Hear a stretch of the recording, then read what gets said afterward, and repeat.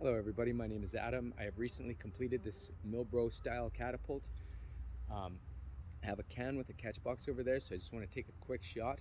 Then we will get talking about how I made this frame, what materials I used to make this frame, as well as see the process on how it is made. Stay tuned, this is going to be exciting.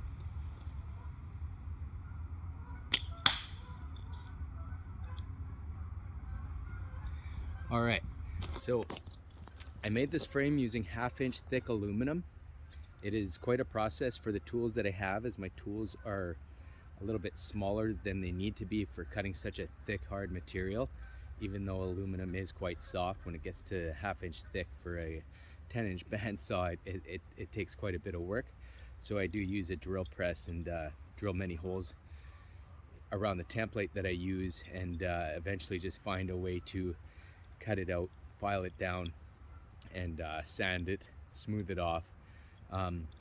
So it's 1/2-inch thick aluminum. I used some micarta scales. They're black and blue, although it looks kind of green now, but they look black and blue, and it was actually very bright color. However, the process that I used has darkened it quite a bit. It had a liner, a black liner attached to the scales, which I was much grateful for, because it made the working of it very, very easy. It's got a brass tube for a lanyard hole, as well as a mosaic pin. I don't know if you guys can see that, but I'll get a little closer there. It's got a mosaic pin on it, and I handmade that as well. It's a bit of a messy process, but it's well worth it, and it's not as expensive as buying them professionally made and stuff. However, they definitely don't come out as professionally made, not yet anyways. I'm still learning how to do all of that, but it's got some we call them Chicago screws to hold in the leather tabs. The Chicago screws do have some rubber washers on both sides, just to help protect the aluminum from the aluminum screws. The leather tabs are just a piece of scrap that I cut out and rounded off, and they have a hole for the screw and a hole for the slingshot tube, which are 1842 tubes from Simple Shot. This was actually my first time shooting these tubes as well. The screws I do have to swap out for ones that fit a little bit better in the future or whatever, and this pouch was a pouch given to me by a fellow named Rich, which I'm very grateful for. It's very, very supple. It's so soft.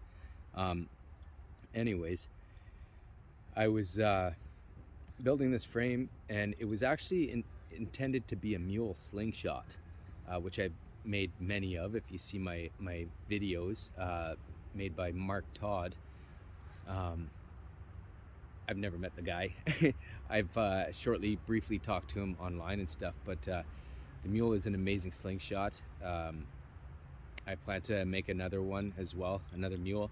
Anyways, the Mule, I ended up making the fork tips too small, and then I was like, well, why don't I just try to round them off? I really didn't want to, but I didn't want another frame with 18mm fork tips, so I ended up just sort of jumping in and rounding off the fork tips here, and it turned out very, very well. I was actually quite surprised, like it holds just like a Mule Slingshot, and it's as you can see, it shoots pretty good.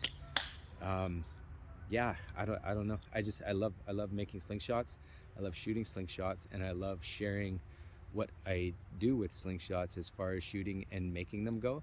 So I just wanted to make a bit of a different video here for you guys, and I hope you can see it a little bit better. I don't have any software for videos yet, but anyways, that's a whole different story. We'll see where it goes, if I continue doing this or not. But yeah, I really hope you enjoy the video, and let's look at some more close-ups of this here frame.